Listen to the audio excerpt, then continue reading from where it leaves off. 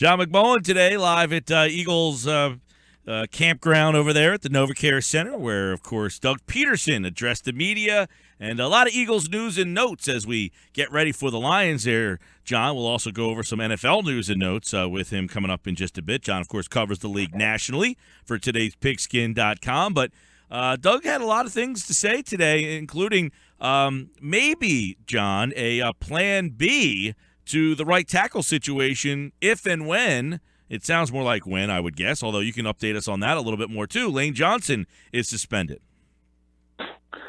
Yeah, a bit of a surprise came out of nowhere. Ed Werder from ESPN was the first to have it yesterday.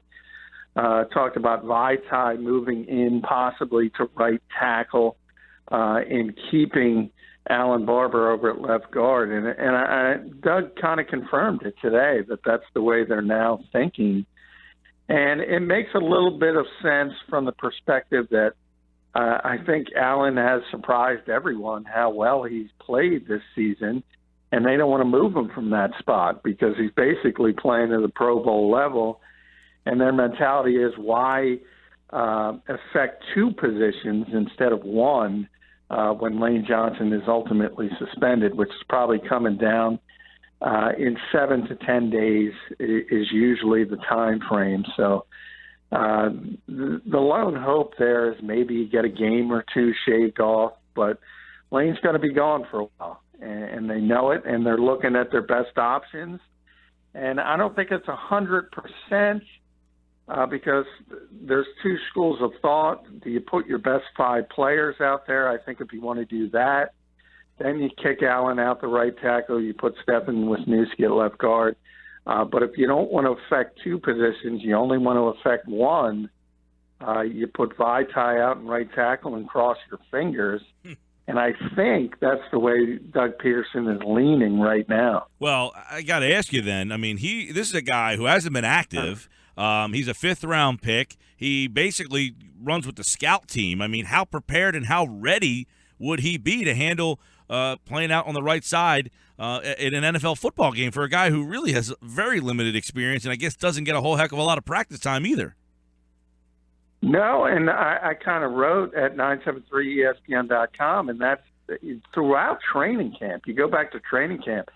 He was on the third team, never rose up from the third team. First, it was obviously Lane, and Dennis Kelly was still here, was the second team right tackle, and he ran with the third team. Then you had the trade, which sent Dennis Kelly to Tennessee for Dorial Green Beckham, but even then he was on the third team because by that point, the Eagles had gotten word that Lane was going to be suspended, and they were trying to prepare in case it came down before week 1. So they moved Allen out to right tackle. Lane was taking the reps with the second team, and Vaitai was still with the third team. So that's why a lot of people saw Ed's report yesterday, and they shook their head because there was no talk of this. There was no rumor of it, nothing. That all of a sudden Vaitai had caught the Eagles' eye. The only difference is, remember, we're not allowed to watch full practices once the regular season starts. All we can watch is basically individual drills, the first 20 minutes of practice or so. So evidently, as they got down to the 53, obviously there's not as many bodies. He's gotten work against the first-team defensive line, and he's shown up a little bit, and he's flashed a little bit. So it's definitely a gamble because you're looking, as you mentioned, this is a rookie 5th-round pick versus a guy like Wisniewski entering the starting lineup who has all that experience, has started a lot of games in this league. And it all comes down to the fact of how well Alan Barber has played at left guard because it's been so good, they don't want to move him. And it really is stunning on a couple of levels because I don't think anybody expected that from Allen. And now we're at the point that they don't want to move him because he's playing so well. So this says more about Barber than it does, man, we think Vaitai is going to be, ready to handle this. Like you said, they're going to cross their fingers. But they'll give him the first shot rather than move things around. So this says more about how well Barber's played at left guard. Yeah, I think 95% it has to do with Barber and how well he's played, and they don't want to affect two positions because Lane's also playing at a Pro Bowl level. So you're losing one of the best 3 or 4 players on your team, and then if you move Allen out to right tackle, you're losing a guy playing at a Pro Bowl level at a position because he's probably not going to play as well outside as he's been playing inside at left guard. So you're affecting two positions. And they don't necessarily want to do that because of how well Allen has handled the left guard spot. So it's definitely, as I said, it's a gamble because, look at the resumes between Wisniewski and Vaitai. That's all you have to do. And so it really comes down to school of thought. And do you want the best players out there, or do you want, once the dominoes start to fall, we always talk about continuity in the NFL, but nowhere is it more important than the offensive line because those guys have to act sort of as one and in concert. And if you start moving around multiple positions, that could blow up in your face really quickly. John, you said 7 to 10 days when the NFL should come to a decision on Lane Johnson. Does that mean he could play again next week? And also, what are the chances that any of those 10 games gets shaved down? Very unlikely he would play in week 6 because obviously 7 days would be Tuesday, 10 days at the long end would be Friday. So it's very unlikely, and you get sort of the feeling that the Eagles know they have to make a decision by week 6, and they know he's not going to be there. And again, the hope from their standpoint is that it's shaved down a game or two, which is a possibility ever since they've gone away from Roger Goodell being the be-all, end-all and sort of had more of a neutral arbiter. Occasionally there's a game lopped off, but very, very rarely is it very significant. We're not going to talk about it being cut in half or it being overturned. Unless there's some really, really strange goings on, it's going to be worst case scenario, obviously, is the 10 games. Best case scenario is probably 8 or 9 games. Hey, John, you look at the offensive line because we've been talking a lot about them. Doug indicated today that on the offensive side of the ball, that's what stood out the most, the play of that line. Would you concur? Well, I would always say Wentz first because that's you don't expect a rookie to do what he's doing. But other than that, yeah, I mean, the offensive line, we've talked about it a lot, guys, how bad the play is on the offensive line throughout the league. And the Eagles are one of those teams that haven't had to worry about that because by and large, it's been pretty solid. Jason Kelce didn't play all that well in the first 2 games, but he came on in the 3rd game. And everybody else has been pretty rock solid. Jason Peters hasn't been himself when you compare it to the Jason Peters of 4 or 5 years ago, who was a no doubt about it all-pro player. So he slipped, but he's still certainly performing competently. And then, as I said, Johnson and Barber are playing at Pro Bowl levels, and Brooks has been very good at right guard. So when you compare that play to the rest of the league and how many issues there are on so many offensive lines, that's pretty darn good. You mentioned Jason Kelce. Just before we move on from that, do you think that he regrets ever losing that weight that he lost to try and become leaner, meaner, and more have more stamina for the Chip Kelly offense, the move that he made that way? A little bit, but for the most part, I think he's regained that weight. The problem with Jason, he's never been a big guy to begin with. So even before he lost the weight, he could be overpowered. And sort of, the NFL is a copycat league. We always hear that cliche, and it's true, but it's also a slow-moving copycat league. So it took people a while to figure out hey, Jason Kelsey struggles if you put him in a phone booth, and that's meaning if you put a nose tackle, a really powerful guy, right on his nose, and you just sort of blow it up at the line of scrimmage and tell him to go straight forward and just use his strength, he has an issue with that, and that's not going to change because by nature he's an undersized guy, and there's only so much weight he can put on that frame. I think he's gained it back from the pre-Chip Kelsey, but it's still not enough when you're talking about big 330-pound nose tackles, and especially the guys. I always go back to last year when they played Miami, and Ndamukong Suh just threw him around like a rag doll. When you have a player of that caliber, of that strength, he's going to have issues. I said the same thing, John. I thought that this was all the weight I could gain, but I was wrong.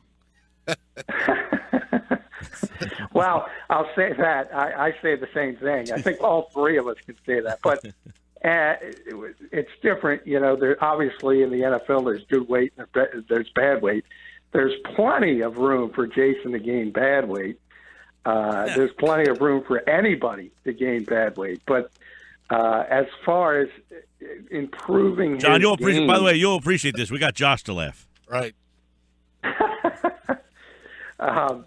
As far as improving his game, that's a very tough thing to do. I tried for 4 hours yesterday. I didn't get. I got a bunch of laughs from you guys, but none from Josh. No, He's a tough critic. I typically know if Josh doesn't laugh at my jokes. Audience. If Josh doesn't laugh at my jokes, it's probably going to work. Yes, so it is. It's a very tough audience, so you know you succeeded if you get Josh to laugh. So that's a positive for me. I've had a successful day. Yeah, you can chalk that up in the win column. So today, Doug seemed to indicate, John, that there was more coming for DGB. I, for one, would like to see more. Is there more coming this week from him in your mind? Is he finally up to speed with the playbook?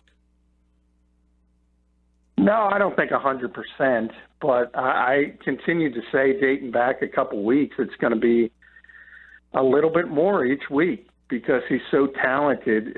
As long as he's going in the right direction, as long as he's showing the work ethic, the willingness to learn, they're going to get him on the field more and more because he's just got a better skill set than Nelson Aguilar. And you've seen that each week he gets a little bit more playing time.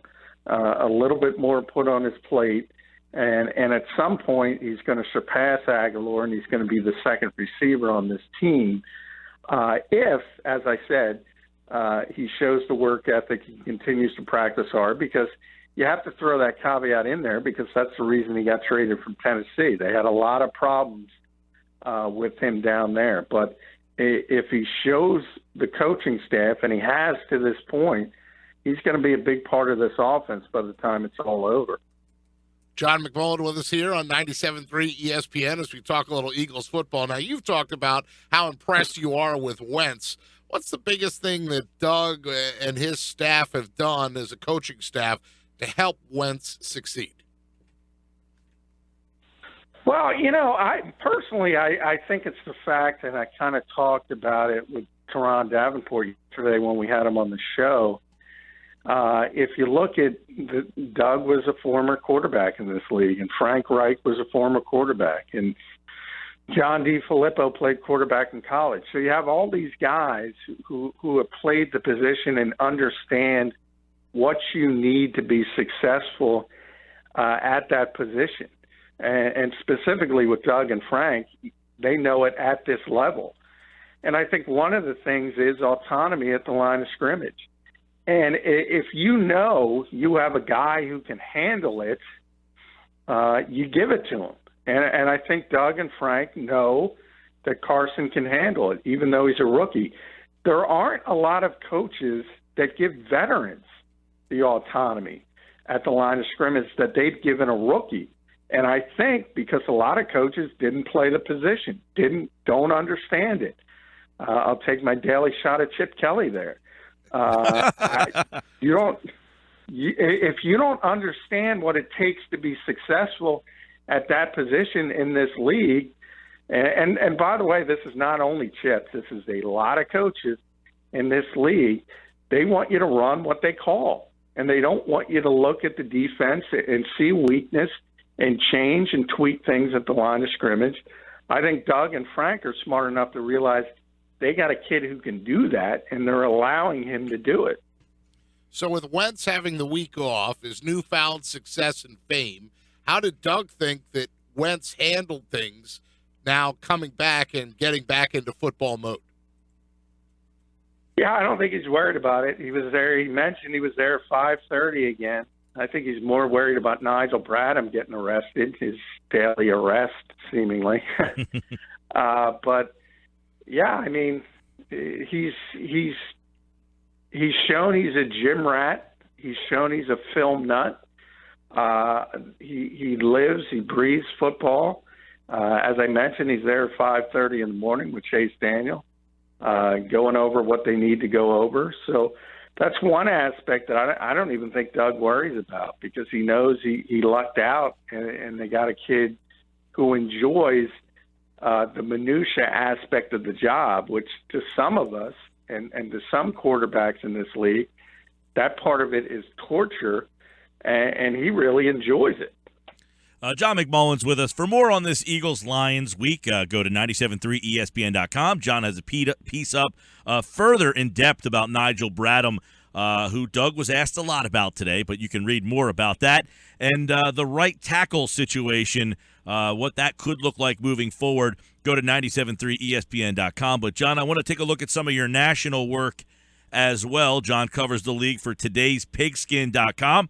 It's a real good national site where you can get more NFL news. And, John, the TV ratings down. There's no doubt about it. And you wonder, is it stemming from the Colin Kaepernick stuff? A lot of people turned off by these demonstrations. Is it turned into bad football? Are people just turned off by bad football? Is it overload, too much football, Thursday, Sunday all day, Sunday 9:30, Sunday 1 o'clock, Sunday 4 o'clock, Sunday night, Monday night, too much football, TV ratings, NFL, what say you?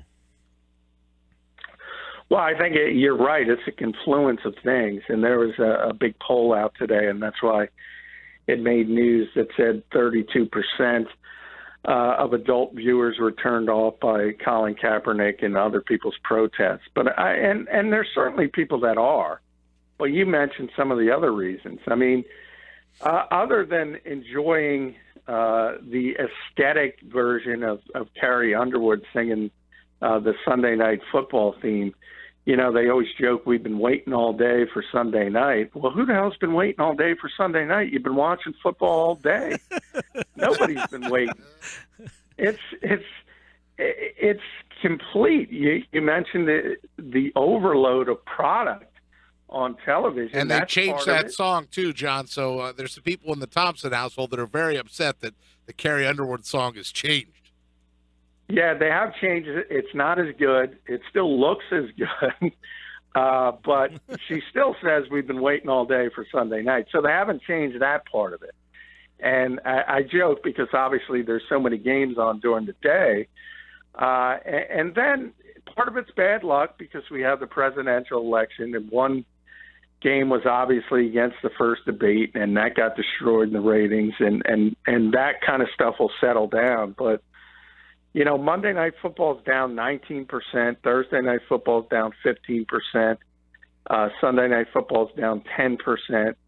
So you're talking about double-digit drops in every national, basically, television window. And, hey, part of it is the fact that people are starting to figure out this product isn't all that great as far as the over-legislation of the game we talk about all the time. The choppiness, it's not as entertaining as it used to be.